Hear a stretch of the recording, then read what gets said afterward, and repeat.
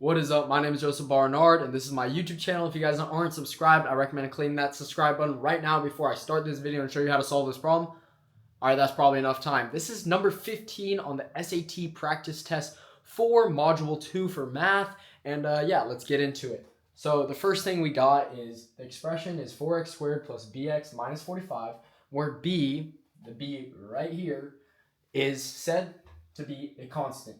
And then this whole thing right here, the little blue, can be rewritten as hx plus k, parentheses, times x plus j, where h, k, j are integer constants, meaning integer. They're like a whole number. They're not a decimal. They're not a fraction. It's just one whole number, like the number 5 and the number 5 or 6, 7.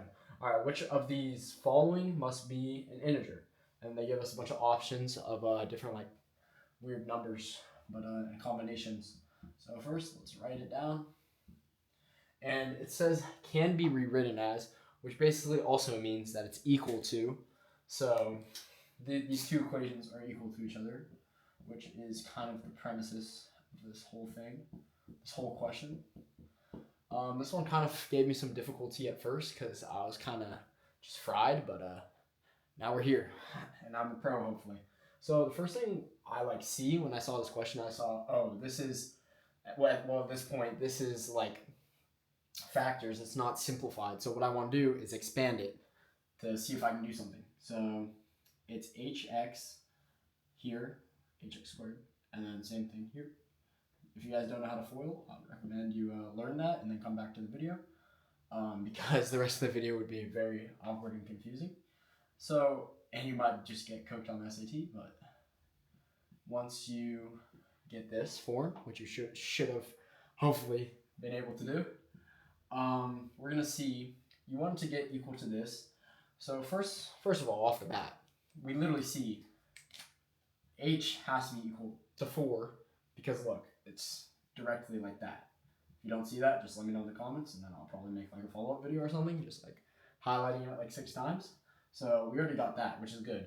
But the next thing, we're trying to get b, the coefficient, but the problem is we have 2 of these. So we're cooked. Just kidding. We actually see a common factor. They both have x.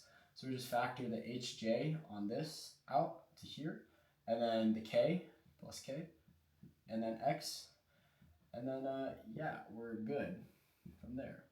And then we can take that, and then we can be like, oh, that's just equal to b. And then same thing for this, oh, that's just equal to negative 45.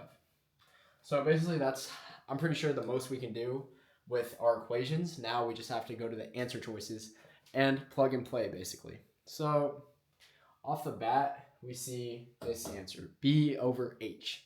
So if we look back into the directions, we can only see that h is guaranteed to be an integer constant, and then b is a constant. So for example, if b was like, it doesn't have to be an integer, so b could be like 17.5 and h could be an integer like 4.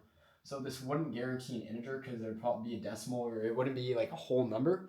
So just off of that, we can get rid of this a. We can get rid of a. And then the same thing for b. So b is a constant, so it could be like 7.5, but the bottom thing can be an integer, so it could be like 3.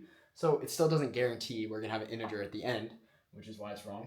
C, 45, right, over h. We know what h is, it's 4, and that's equal to 11 point something. So I think that's probably completely wrong what I just said, but I'm not trying to do that math, but obviously it's wrong. So that only leaves us with this option, D, being our right answer. And also you can explain, besides the process of elimination, you could probably just get this answer from 45, right? 45, that's a whole integer number. And then also k, right here, kj is equal to negative 45. If we divide both sides by k, j is equal to negative 45 over k. The thing with this is that k is guaranteed an integer constant. So k has to be a whole number, which doesn't guarantee that the thing is going to be like an actual whole number. It could still be like a decimal, but the thing is, we also get the fact that j has to be an integer constant. So that just means that this whole thing is at the end. If that is true, what they gave to us, that has to be an integer constant, which gives D the answer.